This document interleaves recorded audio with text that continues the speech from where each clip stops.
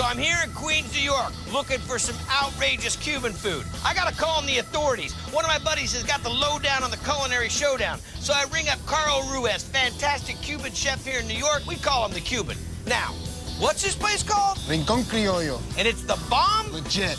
Let's check it out. Shrimp and Spanish sauce.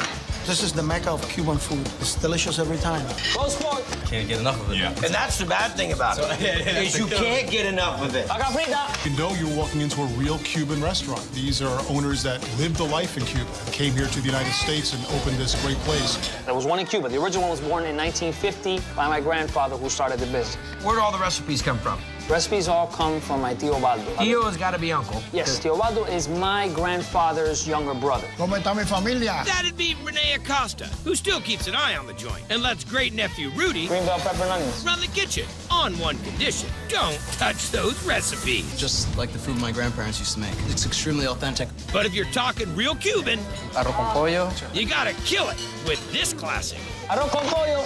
All right, chef, what are we gonna make? We're gonna make arroz con pollo. Rice with chicken. You tell me this is the bomb, and this is the one dish in particular that you say you can really judge a great Cuban restaurant by. What makes great arroz con pollo? What makes it good is the fact to get all the flavors all together, all joined into one. Not spicy at all, seasoned. First thing we're gonna do is we're gonna add some extra virgin olive oil. Add in our chicken. A whole chicken, bones and everything. Bones and everything. Then you hit in just some regular Spanish onion. Then you go with some green bell pepper, and that's very specific in sofrito. Correct. That's a make it or break it ingredient. We're actually gonna add a couple more key ingredients, which Okay. is our tomato sauce. What is this?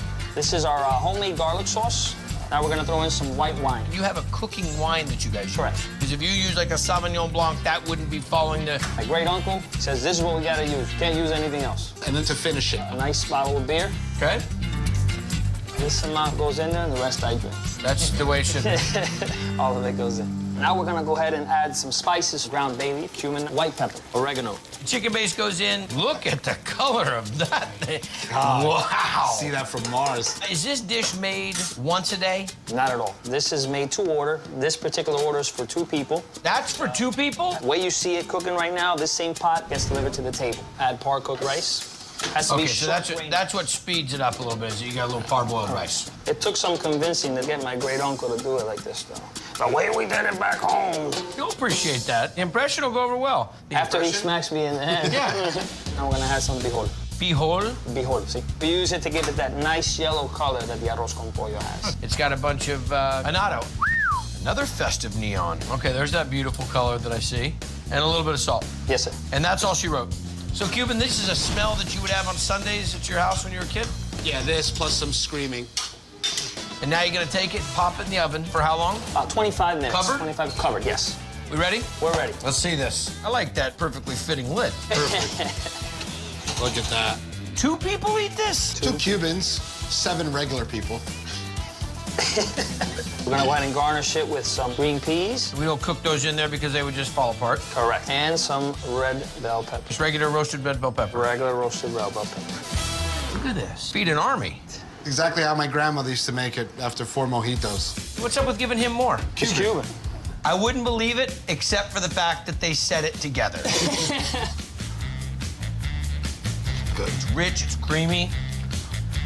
So I get the chicken, I get the rice, I get a little bit of the sofrito, but nothing is overwhelming. Not one item is taking, like, the lead in this.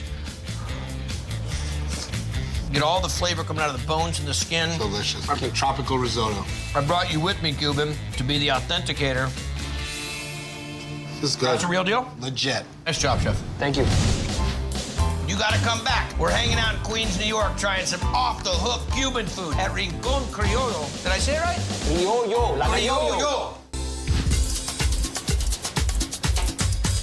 Welcome back to Triple D. Here we are in Queens, New York, hanging out with my buddy Carl, the Cuban, and it's called Rincón Criollo. Rincón Criollo. Criollo. Rincón Criollo. I still can't get it right. Arroz con pollo. It's very authentic. It comes from the heart. Rincón Criollo steak. It has that traditional taste, the flavor takes you back home. That's because Cuban-born owner Rene Acosta and his great-nephew Rudy Picadillo. are setting the table with the flavors of Havana. How would you describe Cuban food? Seasoned, not spicy. Because people think, oh, Cuba, Mexico. No. Not even close. Not even close. That that seasoned flavor gets into authentic Cuban dishes like picadillo, oxtail stew, and the house favorite, Ropa Vieja.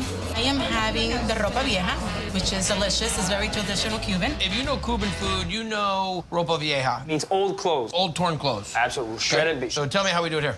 All right, well, first thing we're gonna do is we're gonna pressure cook our flank steak. Flank steak's great because it's got good fat, it's got good stringy tender meat. And it's excellent for shredding. Any First- seasoning?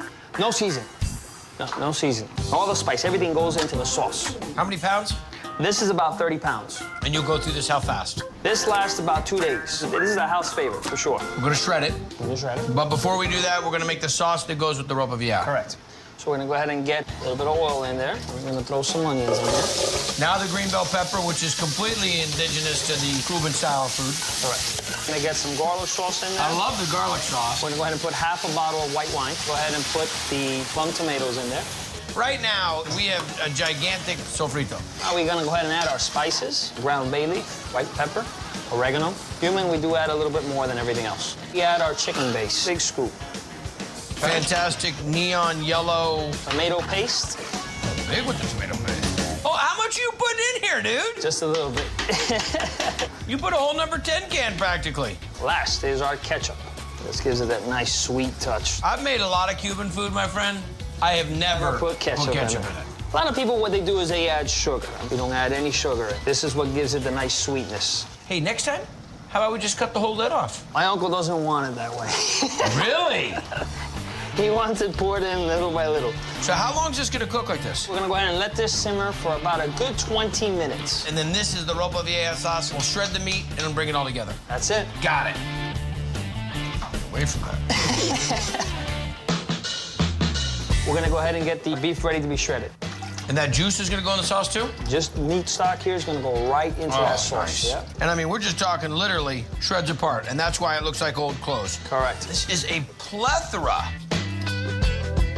Do the meat juices go in yet? Yep. Now you got fat and everything going in this.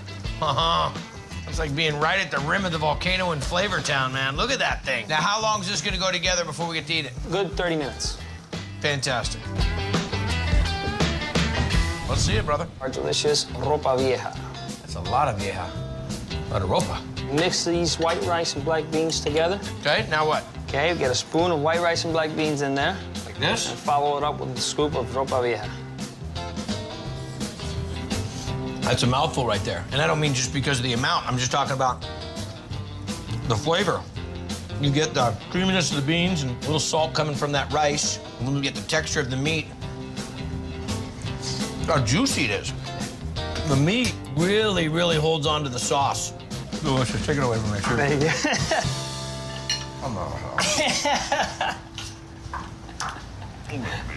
There you go.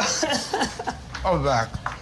Ropa vieja. It's one of the best around if you have a moment to try it. It's not a moment to try it. It's a fourth stomach to try it is more of my issue. My mom is Cuban, and it's kind of like being there, but in Queens. And so this is not just a restaurant. This is a cultural experience. Correct. Family owned, lots of character, and great scratch-made food.